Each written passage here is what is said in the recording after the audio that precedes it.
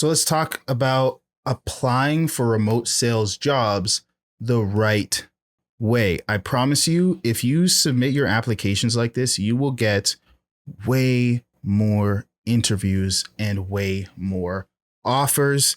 I've talked about this lots of times, but again, I'm recapping it again because it's so important if you want to save some time in the application process. Too many reps are just spamming applications, and it can work at high volume, but if you're trying to get your dream offer, this is what you need to do.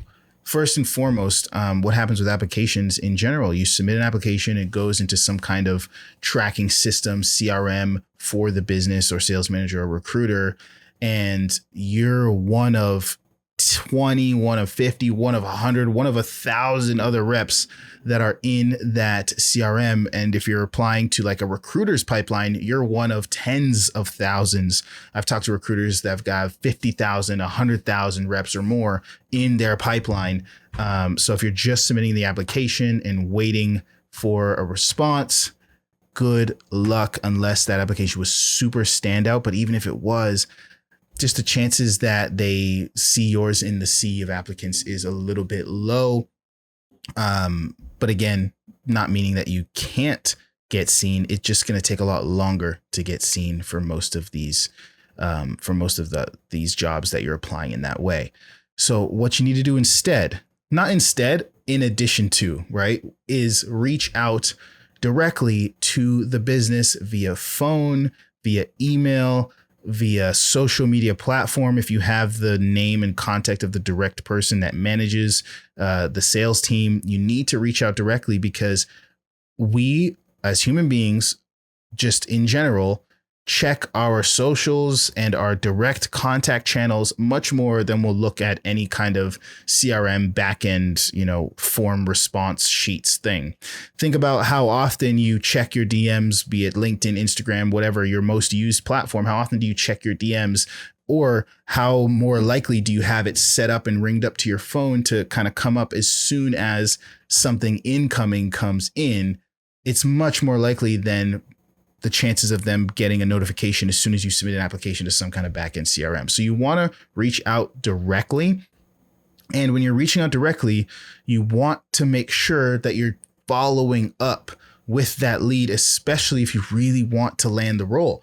If you think about landing a remote sales job, essentially what you're doing is you're a one-man, one-woman sales agency selling your sales service to a company. So you want to treat these businesses like a lead. You want to treat them like your prospect, because that's what they are. You're jumping in, usually commission only, selling your service, and you want to show them through how you treat them, show them how you would treat and respect a lead in their company. I have seen sales managers say that they won't even give a rep a chance unless they reach out directly and follow up at least once, because what they want to see is, hey, if this guy or girl is willing to do this to land the job, what more are they going to be willing to do to the leads that I pay for and put on their calendar or send over to them? Leads are expensive, and it's a good sign if a rep understands that you need to work leads and, pull out as much profit as possible, because the chances of that being a profitable, lower maintenance rep are a lot higher. So again, it's a good green flag to business owners when a rep is creative enough to not only apply, but then reach out via multiple channels and then follow up on top of that. And to take it even a step further, if this is a dream offer and you really want to work with this company because you see reps are crushing it, they're living the life that you would like to live, they're selling the way you'd like to sell, all of these things, I would even go as far as to engage with the content. So if the sales manager, business owner is posting content, recruiters posting content, I would engage with the content, not just like, hey, I sent you a DM, check, but I would expand upon the post, showing that I understand their niche or their industry. If I'm trying to apply for a marketing agency and they're putting a marketing post, I would expand and give some information and value on marketing as it relates to the post that they posted, to showcase that not only am I a sales rep, but I'm a sales rep that understands the industry, because business owners, again, they love that. They want people that are capable of jumping on these calls and being advisors to their leads, not just sales guys that are following some script. And you could also connect with other team members. This is stupid easy on LinkedIn to pull up a company, press that little people button, search for sales rep, search for sales associate, search for closer, search for appointment setter, search for sales manager, and connect with the people on the team, have conversations with them, network with them, ask them who the best contact is, and then you name drop when you reach out to the sales manager. Hey, so-and-so on the team, let me know you'd be the best person to speak to.